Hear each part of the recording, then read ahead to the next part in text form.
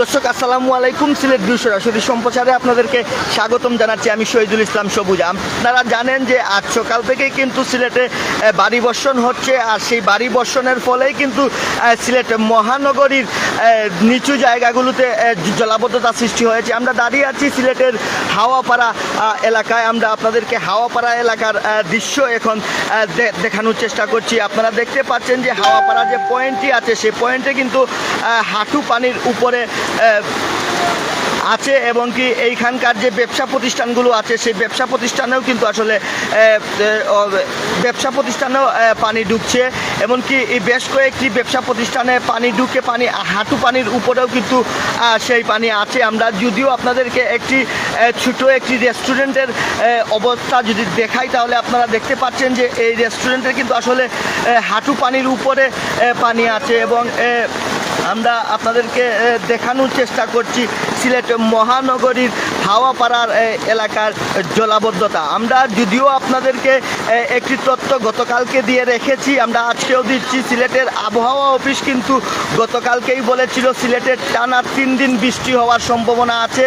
তার প্রেক্ষিতে বলতে গেলে শনি রবি সোমবার টানা 3 দিন সিলেটে টানা বৃষ্টি হওয়ার কথা আছে। তার প্রেক্ষিতে কিন্তু আজ শনিবার আজ সকাল থেকে কিন্তু শহরে টানা ভারী বৃষ্টি হচ্ছে। তার ফলেই সিলেট মহানগরীর বিভিন্ন এলাকায় জলাবদ্ধতা সৃষ্টি হয়েছে।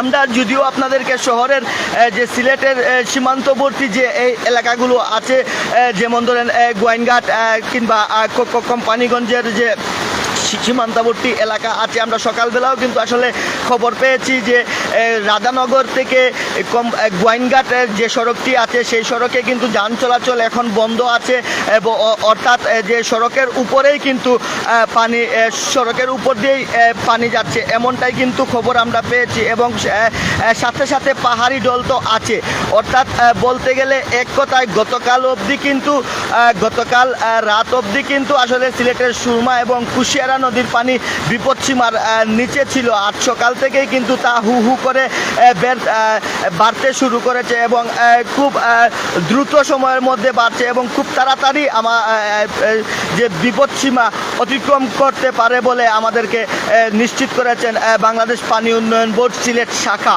আমরা যদিও আপনাদেরকে হাওয়াপাড়ার দৃশ্যটি এখন দেখানোর চেষ্টা করছি। আপনারা দেখতে পাচ্ছেন যে আসলে জনদুর্ভোগে এই এলাকা সহ এই এলাকার আশেপাশে যে কয়েকটি এলাকা আছে সেই এলাকার সাধারণ জনগণ কিন্তু জনদুর্ভোগে পড়ছেন, এবং বিশেষ করে স্কুল কলেজের ছাত্রছাত্রী থেকে